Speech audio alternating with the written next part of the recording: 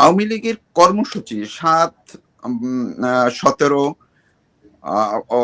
26 March 3টি কর্মসূচি আছে।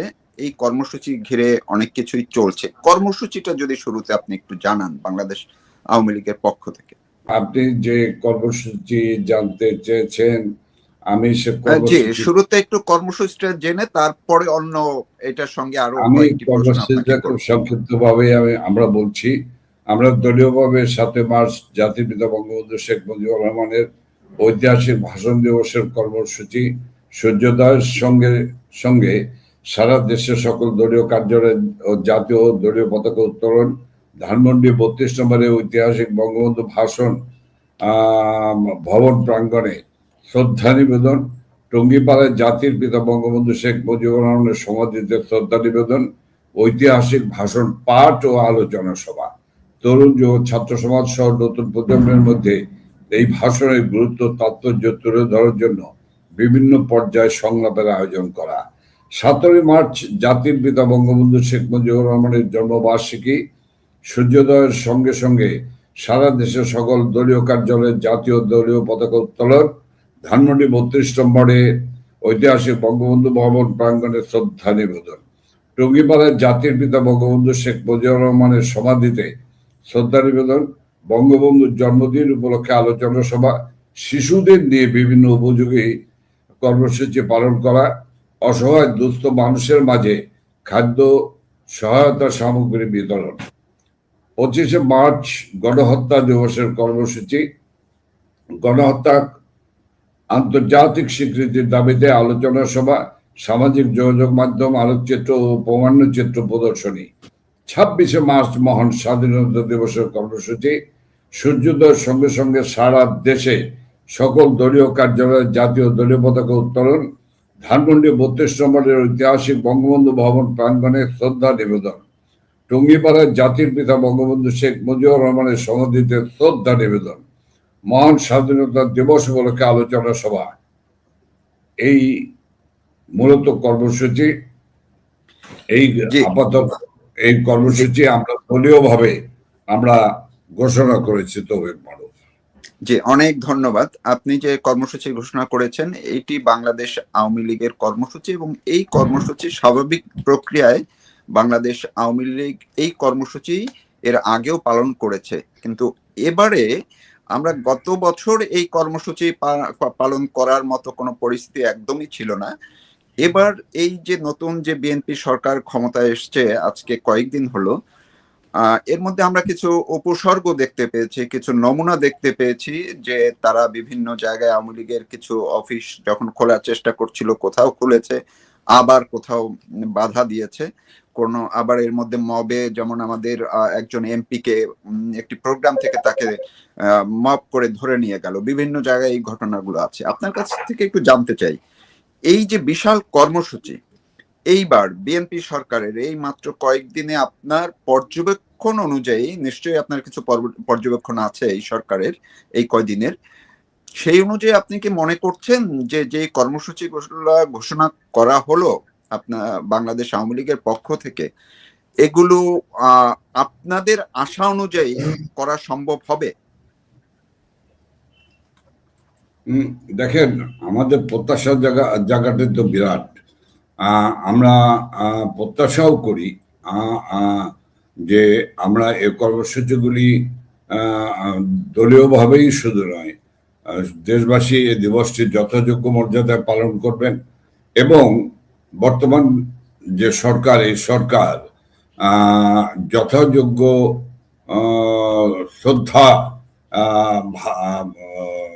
রেখেই এই দিবসগুলিকে পালন করবেন। আমি এটুকু বলতে পারি, এইটুকুই বলতে চাই তৌফিক মারুফ, যে আজকে একটি ভিন্ন প্রেক্ষাপট।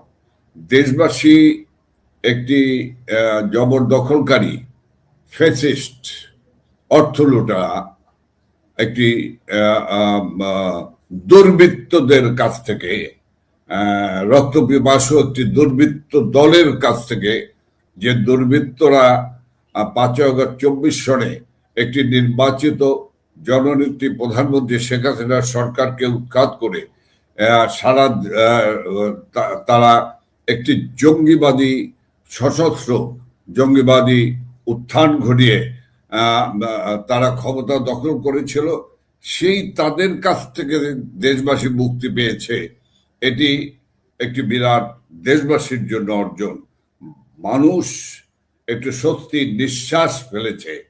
এবং আজকের বাংলাদেশের সোশ্যাল মিডিয়ায় কি আসছে, সোশ্যাল মিডিয়ায় দেখা যাচ্ছে, প্রমাণ হচ্ছে যে কি হারে কি গণলুট এই দেশে তারা চালিয়েছে, তার প্রমাণ এদেশের সোশ্যাল মিডিয়ায় একের পর এক আসছে। শুধু সোশ্যাল মিডিয়াই নয়, তাদের এই অনেক মানুষের বক্তব্যের মধ্য দিয়ে, কথোপকথনের মধ্য দিয়ে সব জিনিস আস্তে আস্তে উন্মোচিত হচ্ছে।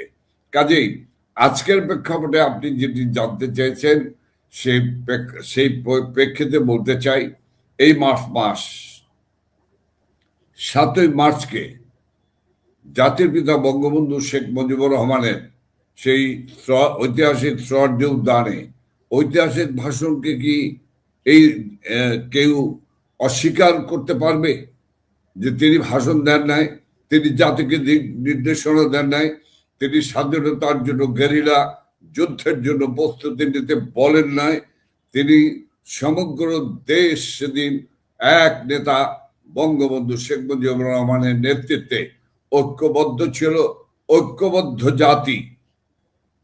সেই দিবসটিকে তো পালন করাই উচিত। কেউ যদি পালন না করেন তাহলে তাদের কৃপণতা ইতিহাসের সাথে বিশ্বাসঘাতকতা হবে। আমি 17 মার্চ জাতির পিতা বঙ্গবন্ধুর জন্মদিনের কথা বলবো। এই জাতির পিতা বঙ্গবন্ধু শেখ মুজিবুর রহমানের এই জন্মদিবসটি পালন না করার কোনো কারণ কি রয়েছে? মুক্তিযুদ্ধে যারা বিশ্বাস করেন, মুক্তিযুদ্ধের চেতনায় যারা বিশ্বাস করেন, স্বাধীনতা মুক্তিযুদ্ধের নীতি যারা অনুসরণ করেন, তারা নিশ্চয়ই, যারা দাবি করবেন তাদেরকে অবশ্যই এই 17 মার্চ জাতির পিতা বঙ্গবন্ধু শেখ মুজিবুর রহমানের জন্মদিবসটি পালন করা উচিত।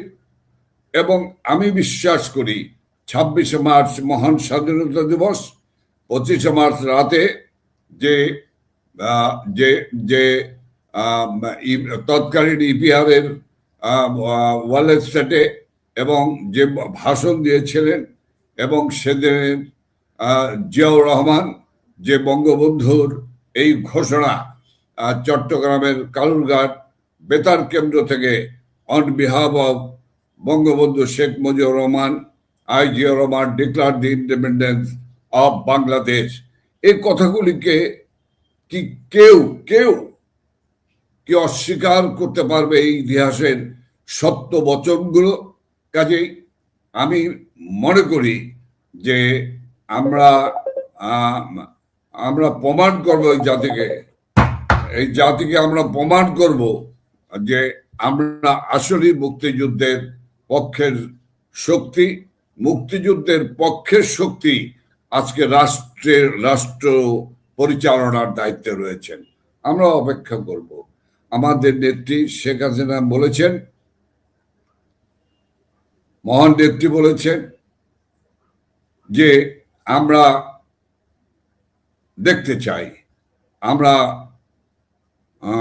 তিনি বলেছেন কোড অ্যান্ড কোড, সেটি হলো, আমি এই ডক্টর ইউনূস সম্পর্কে আগাম বার্তা দেশবাসীকে দিয়েছিলাম, সতর্ক বার্তা দিয়েছিলাম কি হতে পারে, এই বাংলাদেশ যে কি ষড়যন্ত্র, জাতীয় আন্তর্জাতিক ষড়যন্ত্র হচ্ছে, কি সেই সব কিছু আমার ভিতরে না রেখে আমি দেশবাসীকে অবহিত করেছি নির্দ্বিধায়। ক্ষমতায় টিকে থাকার জন্য নয়, দেশবাসীর অধিকারকে, দেশবাসীকে মধ্যে জাতীয় চেতনা জাগ্রত করার জন্য, সতর্ক করার জন্য আমি বলেছি। আমরা সেই শাসন আমল দেখেছি যারা দখল করে জবর দখল করে ক্ষমতা চালিয়েছেন। আমরা সেই ইউনূস রেজিমকে আমরা দেখেছি। আজকে অবশ্যই আমরা এই মার্চ মাসের সার্বিক সকলের ব্যবহারের মধ্য দিয়ে আমরা নিশ্চয়ই বুঝতে পারব যে সমস্ত বিষয়গুলি দিনের আলোর মতো ফুটে উঠবে, এটি আমি বিশ্বাস করি। জি, অনেক ধন্যবাদ। আপনি খুব একদম পরিষ্কারভাবে না বললেও কিছু শব্দ খুব সতর্কভাবে আপনি ব্যবহার করেছেন, এবং যা থেকে বোঝাই যায় যে বিএনপি সরকারের প্রতি আপনারা এক ধরনের এখনো তাদেরকে মনে করছেন মুক্তিযুদ্ধের পক্ষের শক্তি হিসেবে। তারা প্রমাণ রাখবে এবার অন্ততপক্ষে মার্চ মাসটি পালনের মধ্য দিয়ে, এবং আওয়ামী লীগকে বা মুক্তিযুদ্ধের পক্ষের মানুষকে পালন করতে তারা কিভাবে দিবে তার প্রতি আপনারা একটা ইঙ্গিত করেছেন।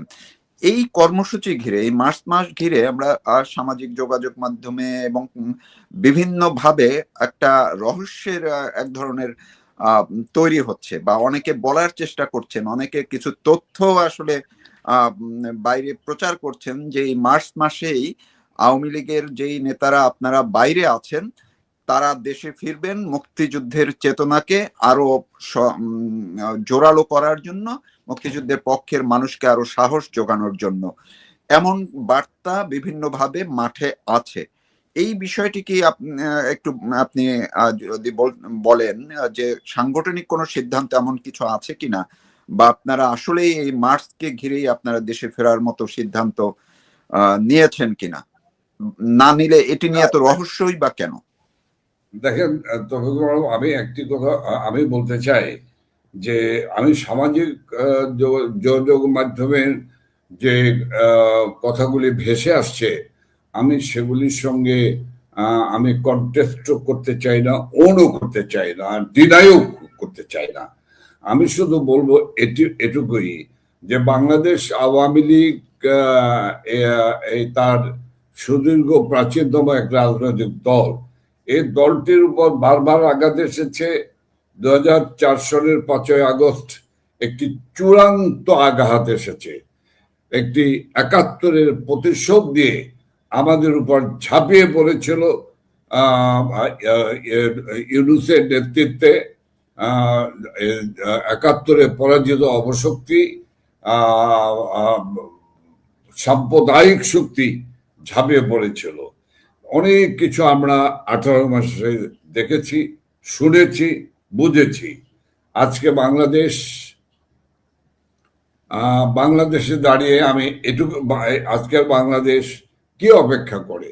বাংলাদেশ অপেক্ষা করে বাংলাদেশ আওয়ামী লীগ সেই স্বাধীনতা মুক্তিযুদ্ধের নেতৃত্ব দানকারী দল, 52 ভাষা আন্দোলনের নেতৃত্ব দানকারী দল, 70-এর নির্বাচনে পাকিস্তানি শক্তির বিরুদ্ধে নির্বাচন করে বঙ্গবন্ধুর নেতৃত্বে নিরঙ্কুশ সংখ্যাগরিষ্ঠতা জয়লাভকারী একটি রাজনৈতিক দল। এই দলটি তো আর ভেসে আসেনি। এই দলটির একটি সুদীর্ঘকালের সংগ্রামের যুদ্ধের ইতিহাস রয়েছে। কাজেই হঠাৎ করে সংগ্রাম, যুদ্ধ বা হুইসেল বাজিয়ে কিন্তু বাংলাদেশের স্বাধীনতা আসেনি। এই স্বাধীনতা আনতে গিয়ে টুঙ্গিপাড়ার খোকা বাঙালি জাতির বঙ্গবন্ধু শেখ মুজিবুর রহমানকে তার জীবনের যৌবন কাটাতে হয়েছে কারাগারে।